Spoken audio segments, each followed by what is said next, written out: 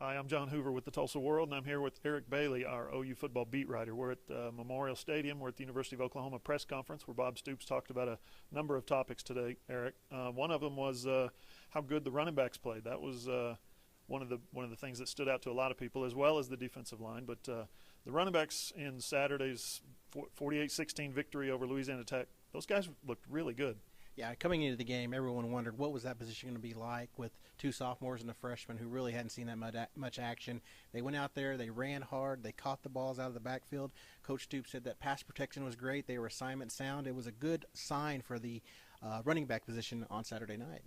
And the defensive line stood out to me. I spoke with Coach Blankenship on a conference call about that today, and he had a lot of things to say about it. They really dominated up front. You know, you knew what you were going to get with Charles Tapper, with Jordan Phillips, with Chuka and Dule. It was wondering what was going to happen to those backups. And we saw guys like Matt Romar, Matt Diamond, Charles Walker come in there and really pick up, learn. I guess they got a lot of repetitions. They came in early. The defense held Louisiana Tech to 3 and out in 5 of the first 6 series, so they really imposed their will. And not only was it a good showing for the defensive line, it was good for them to get experience because that's going to be needed. If the deeper they can go on that defensive line, the easier things will be as the season goes on. Yeah, and I asked a couple of questions today about they brought a bunch of players into the press conference and asked them how easy it made it on the secondary when your defensive line is playing so good. And what we saw Saturday night was the whole package.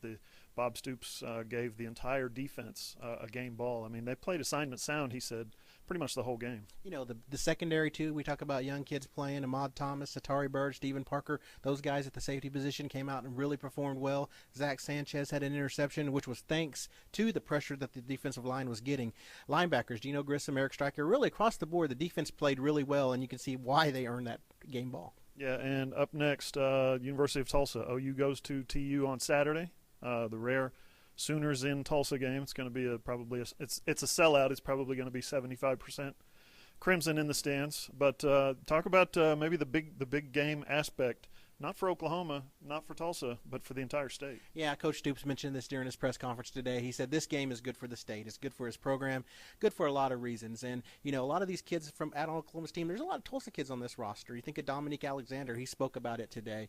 And Trevor Knight even mentioned he's excited for those Tulsa kids to get home and play at Chapin Stadium. It's going to be a fun game. I don't know what's going to happen. I know historically, the last 3 times Oklahoma's went to Tulsa, Oklahoma's really had their number and kind of rolled to victories.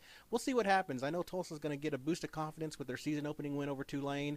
Coach Stoops really praised Coach Blankenship, and that's a relationship that goes back to Coach Stoops' first year in '99 because he probably created that relationship with Blankenship when he was at Union. So, be a fun game for everyone involved. Yeah, I can't wait. 11 a.m. kickoff. I think the game is televised on ABC. You can keep up with a lot of stuff for that game throughout the week right here at TulsaWorld.com. Thanks for watching.